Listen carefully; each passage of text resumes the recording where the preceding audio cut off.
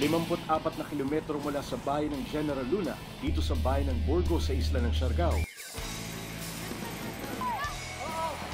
Nakilala ko ang ilang kabataang maaga ring nahilig sa pagsasurfing.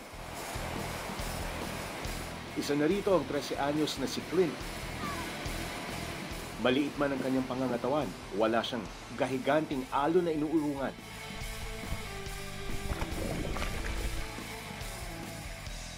Onse anyos pa lang siya nang una niyang subukang sumakay sa alon.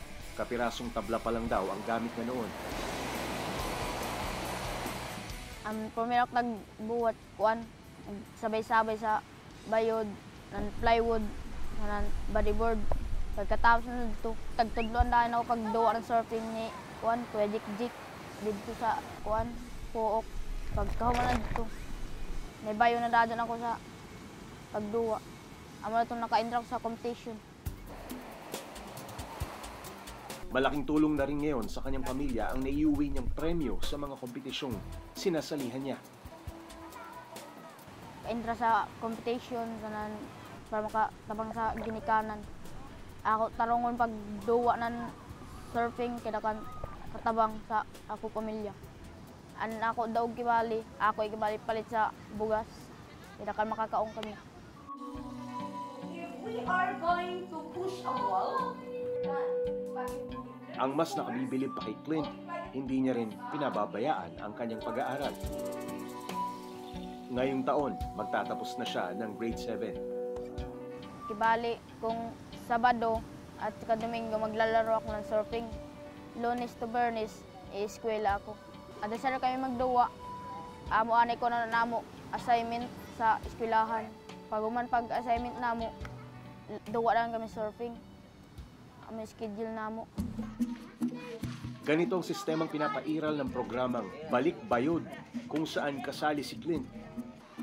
Layunin ng programang ito na malinang ang talento ng mga bata sa surfing habang hinihikayat din silang makapagtapos ng pag-aaral.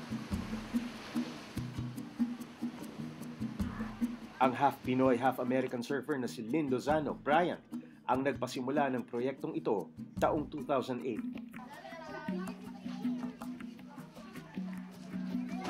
Sa programang Balik Bayod, libreng pinahihiram ang mga bata ng surfing gear tulad ng surfboard, board shorts. Ang kapalit nito, dapat hindi sila lumiban sa klase at tapusin muna nila ang kanilang mga takdang aralin. Yung mga bata na mga standby, nag-ano sila dito ng Balik Bayod program para yung mga bata na hindi nag-aaral, babalik sila sa pag-aral. Hindi sila magtanggap ng mga member talaga na hindi mo bumalik sa eskwelahan. Okay, another example.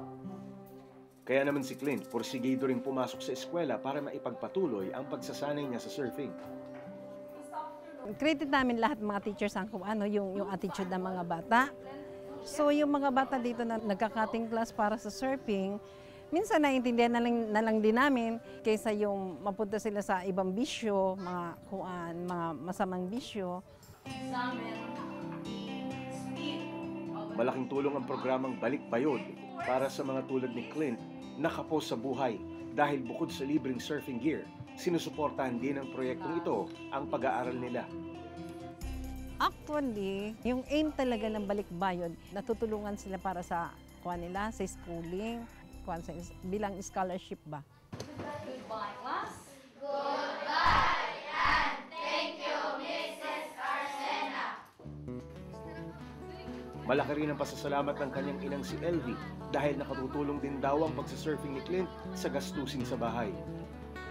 Sarang na ako nakalipay, na naglaong din si Clint. Lako bahala tanak ko kung maglaong nandiyan basan imo gud eskwela, kupos gud imo eskwela Clint. Doon makuanan siya, mag-surfing siya na matukdan siya. Dahil ijay ko sa ako, madari amo tagkuan na tag 100, tag 150, ihatag niya sa ako. Palit na kami bugas. Oo, grabe na ako nakaluto na ako mga bata galing kay umay ako hatag sa ila. Maningkamot mga sila na makakuan sila. Mas bertihan sila di. Mga malipay sa bako na, ay salamat kay nakauli si Clint diri sa bayay, jawi daya na ko ang kintahay. Sa bawat parangal na natatanggap ni Clint sa mga sinasalihan nitong paligsahan, pinaka-proud ang kanyang ina. Amo ini si Jan, ija pagkakuan. Pag nakadawat si Jan ini ato ija pag surfing na majari kuan hatag sa amo. Tuyo-tuyo man sila kalayaki. Tag-isa sila kibali ini.